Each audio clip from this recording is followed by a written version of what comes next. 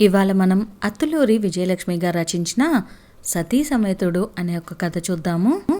Mobile ఆగకుండా మోగుతుంటే అప్పుడే స్నానం చేసి బాత్రూంలోంచి వచ్చిన రాంబాబు గబుక్కున టీపాయ్ మీద ఉన్న ఫోన్ అందుకొని హలో అంటూ వంటగడి వైపు తొంగి చూశాడు. ఈ మహాతల్లి ఎక్కడికెళ్ళింది ఫోన్ చేయకుండా అన్నట్లు. అవతల నుంచి వినిపించిన స్వరం రాంబాబుని నిఠారుగా మార్చింది. రాంబాబు, శ్రీధర్ పిలిచాడు. రాంబాబు గుండె దడదడలాడింది, గొంతు మూగబోయింది. నేను శ్రీధర్ని రాంబాబు. అతని స్వరంలో కంగారు, సన్నటి జీరా. రాంబాబు మరోసారి వంటగడి వైపు తొంగి చూసి అక్కడి నుంచి నడిచి బాల్కనీలోకి వచ్చాడు.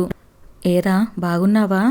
నూతిలోంచి వచ్చినట్లుగా అనిపించింది శ్రీధర్కి రాంబాబు గొంతు. అదేమీ పట్టించుకోకుండా చెప్పాడు. కళ్యాణికి సీరియస్గా ఉంది, హాస్పిటల్లో జాయిన్ చేశాము. నెత్తిన పెద్ద ఆటం బాంబ్ పడినట్లే అయిపోయింది. చేతిలో ఫోన్ వణికింది, నుడితి మీద చిరుచెమట్లు పట్టింది. ఏమైంది తడబడుతూ అడిగాడు రాంబాబు. తెలియదు. ఉదయం 5ంటికి లేచింది. బ్రష్ చేసుకుని కాఫీ కాచుకోవటానికి వెళ్ళబోతూ వంటింటి గుమ్మంలో బోర్లా పడింది. నుడిటికి గాయమైంది. వెంటనే స్పృహ తప్పింది. నేను అనుకోకుండా రాత్రి అక్క దగ్గర ఉన్నాను కాబట్టి అదృష్టం బాగుంది, సమయానికి హాస్పిటల్కి తీసుకువెళ్ళాను. ఏ హాస్పిటల్? కొంచెం నీరసంగా అడిగాడు రాంబాబు. Care hospital, Banjara Hills. నీకు చెప్పడం నా బాధ్యతగా భావించి చెప్తున్నాను. ఆ తర్వాత మీ ఇష్టం అన్నట్లు ఫోన్ పెట్టేశాడు శ్రీధర్. రాంబాబు అణువణువు చచ్చుబడినట్లయిపోయింది. కాళ్ళు వణుకుతున్నాయి. చల్లగాలి వీస్తున్నా మొహం నిండా కూడా చెమటలు కమ్మేశాయి. అక్కడే ఉన్న కుర్చీలో నిస్సత్తుగా కూలబడిపోయాడు. నీకు చెప్పటం నా బాధ్యతగా భావించి చెబుతున్నాను. శ్రీధర్ స్వరం చెవుల్లో గింగురుమంటుంది. కళ్యాణికి అనారోగ్యమా? అది కూడా హాస్పిటల్లో చేర్చేంత తీవ్రంగానా? రాంబాబుకి ఉన్నపలంగా పరిగెత్తుకొని వెళ్ళాలనిపించింది. కానీ అడుగు కూడా కదపలేని నిస్సహాయత. కాళ్ళు చేతులు చచ్చుబడినట్లు ఉన్న చోటు నుంచి కదలనని మొరాయిస్తున్నాయి. అతని కాళ్ళు చేతులు కళ్యాణి కోసం పనిచేయటం మానేసి చాలా కాలమైంది. ఇంకా చెప్పాలంటే మనసు ఎంత తప్పించినా మెదడు కూడా ఆమె ఆలోచనలు దగ్గరకు రానివ్వడానికి భయపడుతుంది. కారణం శాంత. శాంత రాంబాబు అగ్నిసాక్షిగా పెళ్లాడిన భార్య. కళ్యాణి రాంబాబు అంతరాత్మ సాక్షిగా తాళి కట్టిన భార్య. ఇద్దరూ భార్యలే. అయినా అటు మంత్రాల సాక్షిగా, ఇటు బంధుమిత్రుల సాక్షిగా అతని చేత తాళి కట్టించుకొని అగ్ని చుట్టూ 7 అడుగులు నడిచి అతని ఇంటికి వచ్చి ఇంటి ఇల్లాలయ్యింది. అతని పిల్లలకు తల్లయింది. అతని జీవితాన్ని శాసించే మహారాణి అయింది శాంత. విజయవాడ కనకదుర్గమ్మ కొలువైన ఇంద్రకీలాద్రి సాక్షిగా పసుపు తాడు కట్టిన కళ్యాణి భార్య అయింది. అతనికి కూతురికి తల్లయింది, కానీ ఇంటి ఇల్లాలు కాలేకపోయింది. అతని జీవితంలో అధికారికంగా భాగం కాలేకపోయింది. శాంత హక్కులతో అతడిని కట్టేసింది. కళ్యాణి ప్రేమతో అనురాగంతో అతడిని కొంతకాలం ఇంటికి రప్పించుకుంది.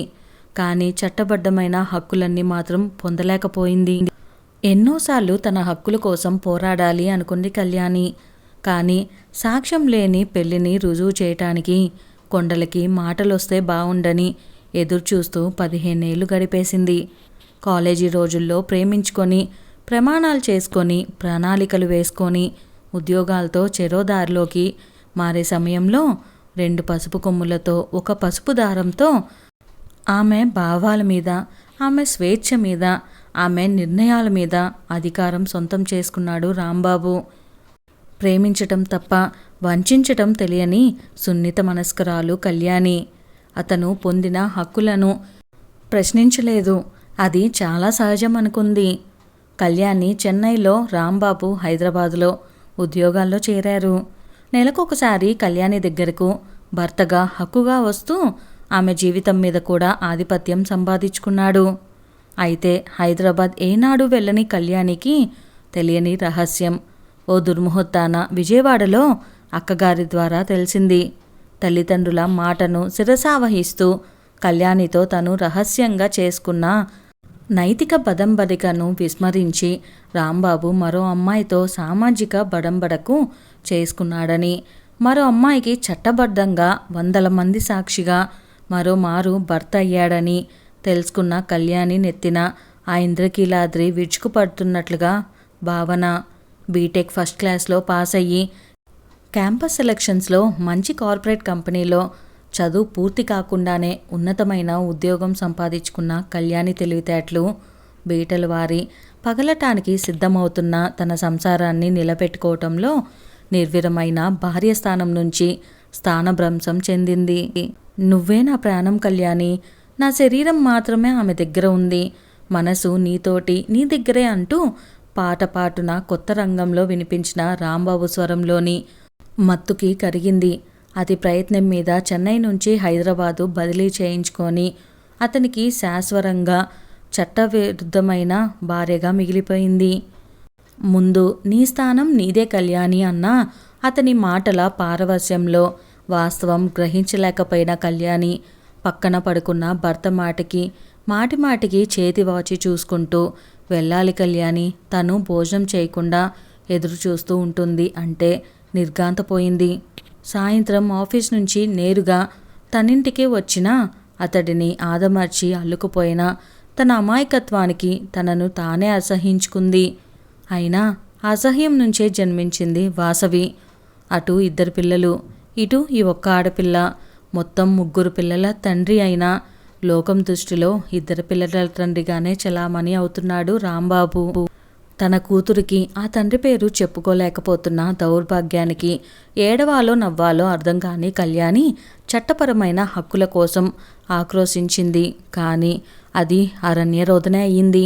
కాలం గడుస్తున్న గొత్తి రాంబాబు చాప కింద నీరులా తనకు చేస్తున్న ద్రోహం, సాంప్రదాయం, సంఘం అనే మాటలతో చాటుకున్న పిరికితనం కళ్యాణికి బోధపడ్డాయి. మొదట్లో రోజుకి 2 గంటలు, ఆ తర్వాత 2 రోజులకి 2 గంటలు, క్రమంగా వారానికి 1 గంట, అలా తగ్గుతూ వచ్చిన అతని రాకపోకలు అగ్నిసాక్షి చేతి నియంత్రించబడ్డాయి. ఇద్దరికీ వారధిగా మారి వాళ్ళని కలపటానికి ప్రయత్నించిన మరో స్నేహితుడు శ్రీధర్ కూడా రాంబాబులోని పిరికితనాన్ని, ఎస్కేపిజాన్ని, స్వార్థపూరిత తత్వాన్ని అసహించుకోవటం ప్రారంభించి కళ్యాణికి సలహా ఇచ్చాడు. ఒక పనికిరాని వ్యక్తి కోసం దిగులుతో ఏడుస్తూ, అతని కోసం నిరీక్షిస్తూ ఎందుకమ్మా కళ్యాణి నీ జీవితాన్ని నాశనం చేసుకుంటున్నావు? పొరపాటున కాలు జారి కింద పడ్డామని లేవకుండా అలాగే ఏడుస్తూ కూర్చుంటామా? లేవాలి, గాయానికి మందు వేసుకోవాలి, మానిన గాయం చూస్తూ మరోసారి కింద పడకుండా అప్రమత్తంగా ఉండాలి. అంతేకాని ఇలా ఏడుస్తూ ఉంటే నీ జీవితంతో పాటు ఆ చిన్నారి తల్లి భవిష్యత్తు కూడా పాడు చేస్తావు అని చెప్తున్న శ్రీధర్ కళ్యాణి కళ్ళల్లోకి హితబోధ చేస్తున్న కృష్ణ పరమాత్ముడిలా కనిపించాడు. ఆ క్షణం నుంచి అతడిని తన సోదరుడిగా భావిస్తూ కష్టసుఖాలను పంచుకుంటూ రాంబాబుని మర్చిపోవటానికి ప్రయత్నించింది. భార్య అదుపాజ్ఞలలో నిస్సిగ్గుగా బ్రతికే రాంబాబుకి పిల్లని చూడాలని ఉన్న కంట్రోల్ చేసుకునే సహనం ఉంది. అందుకే కాలగర్భంలో మరో 4 ఏళ్లు గడిచినా కళ్యాణి ఆరోగ్యంలో అనూహ్యమైన మార్పులు వచ్చినా భార్య మాట జవదాటని బుద్ధిమంతుడే బిరుదు నిలబెట్టుకోవటానికి కృషి చేస్తూనే ఉన్నాడు. ఇప్పుడు కళ్యాణికి ఆరోగ్యం బాగలేదు. హాస్పిటల్లో అడ్మిట్ చేశాడు శ్రీధర్. ఆమెను చూడటానికే కాదు, ఆమెకు సేవ చేయటానికి కూడా రాంబాబు వెళ్ళాలి. అది అతని బాధ్యత. పంచభూతాలలో అగ్ని తప్ప సూర్యుడు, చంద్రుడు, నీరు, వాయువు అన్నీ చూశాయి. అతడు ఒకనాడు కళ్యాణి మెడలో తాళి కట్టాడని. కానీ అగ్నిసాక్షికి ప్రబలమైంది అనుకునే భార్య కళ్యాణి గురించి తెలిసిన ఆమెను అతని భార్యగా అంగీకరించలేదు, ఆమోదించలేదు. అందుకే అతనికి తన బాధ్యతల గురించి ఆలోచించే జ్ఞానం లేదు. అయితే ఆమెతో పంచుకున్న ప్రేమానురాగాలు, పెంచుకున్న మమతానుబంధాలు మర్చిపోలేకపోతున్నాడు. కారణం ఇంకా మనసు చావలేదు. కళ్యాణిని చూడటానికి వెళ్ళాలని ఉన్నా ఎక్కడికి వెళ్తున్నావు అని అడిగే భార్యకి సమాధానం చెప్పే సాహసం అతనికి లేదు. బుజ్జగించి బ్రతిమాలి వెళ్ళే చాకచక్యం అంతకన్నా లేదు. ఫలితంగా అతని కోసం ఎదురుచూసిన కళ్యాణి కళ్ళు శాశ్వతంగా మూసుకుపోయాయి. అప్పుడు వచ్చింది అతని నోటి నుంచి ఒక్క మాట. తను పోయిందంట శాంత. ఒకసారి వెళ్ళి చూసి వస్తాను. శాంత గంభీరంగా తాను బయలుదేరింది. పదండి, వెళ్ళటం మన ధర్మం. అతను ఆమె వెనక కదిలాడు. సతీ సమేతంగా మరో సతీ అంత్యక్రియలకు హాజరైన రాంబాబును చూస్తే అసహ్యం, జుగుత్స ఉప్పెన్లా కలిగాయి శ్రీధర్లో. భార్య వెనకాల కళ్యాణి శవం దగ్గర 10 నిమిషాలు మౌనం పాటించిన రాంబాబు ఎవరికీ చెప్పకూడదన్న సాంప్రదాయం పాటిస్తూ బయటికి కదిలాడు. ఇంటికి వెళ్ళగానే తాళం తీసి లోపలికి వెళ్తూ అంది, అతని భార్య స్నానం చేసి బట్టలు తడిపేయండి. అతను కూడా మౌనంగా బాత్రూంలోకి నడిచాడు. ప్రతి కథకు సరైన పాజిటివ్ ముగింపు లేకపోవచ్చు. చాలామంది నిజ జీవితంలో ముగింపులు అంటే ఇలానే ఉంటాయి. బహుశా కొంతమంది స్వార్థం, అమాయకత్వము, నిస్సహాయత వారి జీవితాంతం అలాగనే తోడుగా ఉండి వారి జీవితం అంతంలో కూడా వారికి ఒక గుర్తింపు లేకుండా చేస్తాయి. తనతో పాటు తన కూతురికి కూడా ఇప్పుడు ఎటూ తోచని పరిస్థితి అయిపోయినట్లే. ఇప్పటికైనా మంచిగా మాట్లాడుతున్నారు కదా అని మోసపోకుండా మంచిగా పేరెంట్స్ చెప్పిందో లేకపోతే నలుగురికి తెలిసేలా పెళ్లి చేసుకోవటం ఇలాంటివి చాలా ముఖ్యం. ఇదండి ఇవాల్టి మన కథ. ఈ కథ కనుక మీకు నచ్చితే వెంటనే వీడియోని లైక్ చేయటం మర్చిపోకండి. అలానే మరిన్ని కథలు మన ఛానల్లో ఉన్నాయి, ఒకసారి చూసేయండి. Thank you.